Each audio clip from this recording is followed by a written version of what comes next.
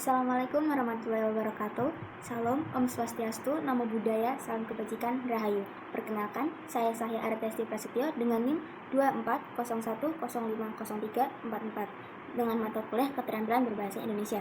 Di sini saya akan membacakan karya cerita anak yang saya tulis yang berjudul Lombok Puisi Anak Nusantara. Pada suatu sore di Desa Taratadung, suasana lapangan tampak ramai oleh anak-anak yang bermain. Di antara mereka ada seorang anak bernama Tias yang ceria dan selalu penasaran dengan hal baru. Saat sedang bermain, tiba-tiba selembar kertas terbang dan menempel di wajahnya. Dengan sedikit kesal, ia memungutnya sambil menggerutu, mengira itu sampah yang dibuang sembarangan. Namun, ternyata kertas itu adalah selebaran lomba puisi anak-anak yang akan diadakan di desanya. Begitu membaca isi selebaran, mata Tias berbinar. Ia langsung bersemangat dan bertekad untuk ikut. Wah, seru banget, aku harus ikut lomba ini. Aku mau bikin puisi tentang pelangi, katanya penuh semangat. Teman-temannya, Teteh dan Ucup, langsung bereaksi. Teteh sedikit terkejut. Serius, Yas, kamu berani naik panggung di depan semua orang? Tanyanya. Namun, Tias menjawab santai dengan tawa. Naik panggung? Gampang, aku itu lahir aja udah kayak di panggung, disorot lampu ruang bersalin. Ucup yang terkenal kocak pun menimpali. Tenang aja, Yas, kita bakal dukung kamu dari belakang, sambil jajan gorengan. Kalau kamu menang, keren banget. Tapi kalau nggak menang, nggak apa-apa. Yang penting bisa update story. Besti gue ikut lomba, no debat. Mereka pun tertawa bersama sambil menikmati sore di desa yang damai. Minggu pagi, lapangan desa Taratadung berubah menjadi lautan manusia. Warga desa berkumpul dengan penuh semangat. Para bapak sibuk menata kursi, ibu-ibu menyiapkan jajanan tradisional, dan anak-anak membawa bendera kecil. Suasana begitu meriah dan hangat. Acara dimulai dengan sapaan pembawa acara yang penuh canda. Halo warga Taratadung yang gantengnya kebangetan dan cantiknya bikin silau. Hari ini bukan nikahan, tapi lomba puisi anak Nusantara. Serunya membuat penonton tertawa riuh. Satu persatu peserta naik ke panggung. Peserta pertama tampil lucu dengan gaya yang kocak, membuat penonton tertawa terbahak-bahak. Peserta kedua tampil dengan puisi penuh nasihat bijak tentang hidup rukun. Suasana pun menjadi hening dan hikmat. Akhirnya, tibalah giliran yang paling ditunggu-tunggu, yaitu Tias. Ia melangkah ke panggung dengan percaya diri. Dengan suara lantang dan ekspresi penuh penghayatan, ia membacakan puisinya yang bertema alam dan keindahan desa. Suaranya menggema di seluruh lapangan. Warga yang mendengarnya merasa terharu dan bangga. Ketegangan terasa saat pembawa acara bersiap mengumumkan pemenang. Semua peserta tampil dengan gaya masing-masing, membuat hasilnya sulit ditebak. Namun akhirnya, nama Tias disebut sebagai juara pertama. Tepuk tangan riuh dan sorakan menggema di seluruh lapangan. Tias tersenyum haru sambil menerima piala. Terima kasih semuanya, aku gak nyangka bisa menang. Tapi yang paling penting, aku senang bisa tampil dan bikin semua orang bahagia, katanya dengan tulus. Teman-temannya pun menggoda. Ucup berkata, wah, Yas, jangan lupa traktir gorengan dong. Udah juara nih, disambung Teteh yang tertawa. Sekalian es teh manis 1 ember ya, semua tertawa bersama. Membuat suasana semakin hangat. Tias pun tersenyum bangga. Ia berkata, aku jadi pengen bikin puisi lagi tentang alam, tentang desa kita, dan tentang persahabatan. Ucup menimpali dengan gaya bercanda. Tapi jangan judulnya gorengan di hati ya, Yas. Semua tertawa bahagia. Dari lomba sederhana itu tumbuhlah semangat besar untuk mencintai negara sendiri. Di balik tawa dan puisi, tersimpan makna tentang persatuan, persahabatan, dan cinta tanah air. Dan di akhir acara, seluruh warga berseru bersama, hidup anak Nusantara, hidup Indonesia. Nah, itulah cerita anak yang saya buat yang berjudul Lomba Puisi Anak Nusantara. Selanjutnya, saya akan membacakan teori yang menjelaskan struktur dari karya saya. Yang pertama ada unsur intrinsik. Unsur intrinsik adalah elemen-elemen fiksional yang membangun karya fiksi itu sendiri sebagai suatu wacana. Unsur ini mencakup bagian-bagian yang secara langsung membentuk struktur dan isi cerita, seperti tema, tokoh dan penokohan, alur, latar, sudut pandang, gaya bahasa, serta amanat. Unsur-unsur inilah yang menjadikan sebuah karya sastra memiliki kesatuan makna dan keutuhan cerita. Dengan kata lain, unsur intrinsik merupakan komponen internal yang tidak dapat dipisahkan dari karya sastra karena menjadi fondasi utama dalam pembentukannya. Yang pertama, tema. Cerita saya bertema semangat, persahabatan, dan cinta tanah air melalui kegiatan lomba puisi anak-anak di desa. Yang kedua, tokoh dan penokohan. Tokoh pertama, Tias, anak yang percaya diri, ceria, dan berani tampil. Lalu yang kedua ada Teteh, sahabat Tias yang perhatian dan sedikit ragu, namun tetap mendukung. Yang ketiga Ucup, sahabat kocak yang selalu memberi semangat dengan humor. Yang terakhir yaitu pembawa acara dan warga desa, adalah tokoh pendukung yang menciptakan suasana meriah dan hangat.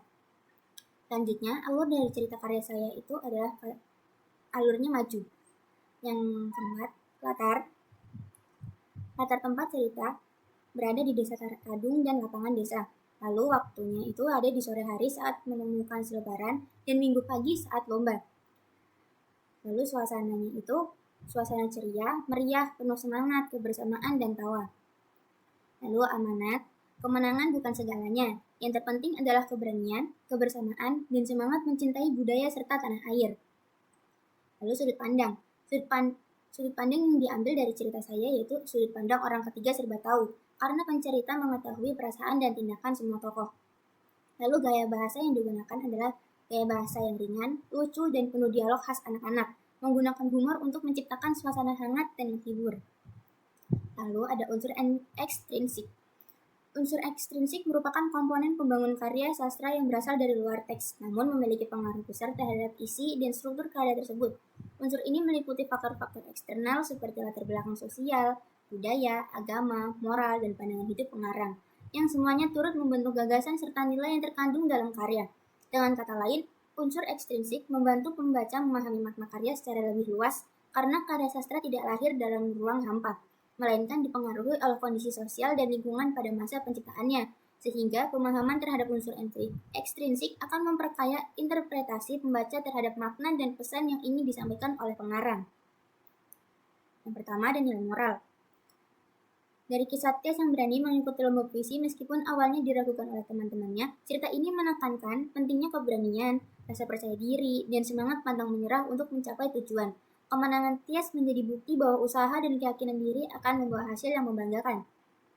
Lalu nilai sosial, melalui persahabatan antara Tias, Teteh, dan Ucup yang saling mendukung satu sama lain, cerita ini memperlihatkan nilai kebersamaan, gotong royong, dan solidaritas dalam lingkungan masyarakat desa yang penuh semangat dan kehangatan. Lalu nilai pendidikan. Kegiatan lomba puisi dalam cerita menunjukkan bahwa pendidikan tidak hanya berfokus pada prestasi akademik, tetapi juga pada pengembangan karakter, keberanian, kreativitas, serta kecintaan terhadap budaya dan seni. Lalu nilai emosional atau psikologis, perjalanan Tias dari seorang anak yang awalnya ragu hingga mampu tampil percaya diri di depan banyak orang, menggambarkan proses pengendalian emosi, penguatan mental, dan perkembangan kepercayaan diri yang tumbuh melalui dukungan sosial. Lalu latar belakang, cerita lomba puisi anak Nusantara sendiri ini berlatar di desa Taratadung yang menggambarkan suasana masyarakat desa yang guyup, ceria, dan berbudaya. Latar ini menonjolkan pentingnya kegiatan positif serta lomba puisi sebagai sarana membangun semangat kebersamaan, nasionalisme, dan kecintaan terhadap tanah air. Lalu, orientasi. Bagian orientasi dalam sebuah cerita merupakan tahap awal yang berfungsi untuk memperkenalkan berbagai unsur penting kepada pembaca. Pada bagian ini, penulis biasanya menggambarkan tokoh-tokoh utama beserta peran dan wataknya, memperkenalkan latar tempat serta waktu terjadinya peristiwa, dan mulai menampilkan situasi awal yang akan mengarah pada munculnya konflik. Orientasi dari cerita saya itu adalah cerita dimulai di Desa Taratadung pada suatu sore yang cerah, diperkenalkan tokoh utama bernama Tias, anak yang ceria dan suka mencoba hal baru. Saat sedang bermain di lapangan bersama teman-temannya, Teteh dan Ucup, ia menemukan selebaran lomba puisi anak-anak yang akan diadakan di desanya. Rasa ingin tahu dan semangat membuat Tias bertekad untuk ikut lomba tersebut, meskipun awalnya teman-temannya sedikit ragu dengan keberaniannya. Lalu yang dua, komplikasi. Bagian komplikasi dalam sebuah cerita merupakan tahap di mana berbagai permasalahan atau konflik mulai muncul dan berkembang akibat dari situasi yang telah diperkenalkan sebelumnya. Pada bagian ini, hubungan sebab akibat mulai terlihat jelas, memperlihatkan bagaimana suatu peristiwa menimbulkan reaksi dan tindakan dari para tokoh. Para tokoh utama biasanya menghadapi berbagai rintangan, dilema, atau pertentangan yang menguji karakter dan tujuan mereka. Komplikasi dari cerita saya, yaitu masalah muncul ketika hari lomba semakin dekat. Tias mulai merasa gugup karena harus tampil di depan banyak orang. Teteh dan Ucup berusaha memberi semangat agar ia tidak takut. Sementara itu, peserta lain juga tampil dengan gaya masing-masing, membuat suasana semakin menegangkan. Tias khawatir puisinya tidak cukup bagus untuk menarik perhatian penonton dan juri. Lalu, klimaks. Menurut Klerer, tahun 1998 dalam Saripto 2011, Yang dikutip dalam Putri dan Suyatno tahun 2023, klimaks merupakan tahap puncak dalam alur cerita ketika tokoh utama menghadapi permasalahan paling serius dan kompleks. Pada bagian ini, konflik yang telah berkembang sebelumnya mencapai titik tertinggi sehingga memaksa tokoh utama untuk mengambil keputusan penting untuk menyelesaikan permasalahannya. Klimaks menjadi momen paling menegangkan dalam cerita karena menentukan arah penyelesaian dan menunjukkan karakter sejati tokoh dalam menghadapi tantangan yang dihadapinya. Klimaks dari cerita saya adalah puncak ketegangan terjadi saat Tias naik ke panggung. Seluruh warga desa memperhatikan dengan antusias. Meskipun sempat gugup, Tias akhirnya membaca puisinya dengan penuh penghayatan tentang alam dan cinta tanah air. Suaranya lantang, ekspresinya meyakinkan, dan penampilannya memukau semua orang.